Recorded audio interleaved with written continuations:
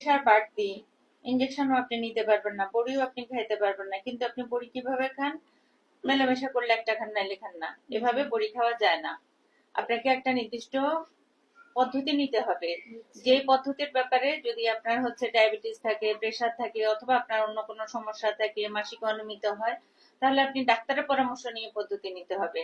নিজের ইচ্ছা মতো পদ্ধতি নেওয়া যাবে না। হ্যাঁ, নিজের ইচ্ছা মতো পদ্ধতি নিতে গেলে ভুল করবেন। ইচ্ছা মতো একটাই পদ্ধতি নেওয়া যায়, মানে ইচ্ছা মতো একটাই পদ্ধতি নেওয়া যায়, সেটা হচ্ছে কন্ডম। বুঝাইতে পারছি? শুধু আপনি কন্ডম মেলামেশা করলে ব্যবহার করবেন, নাইলে করবেন না। কিন্তু অন্য কোনো পদ্ধতি ইচ্ছা মতো নেওয়া যায় না। ওগুলার হচ্ছে নির্দিষ্ট নিয়ম কানুন আছে।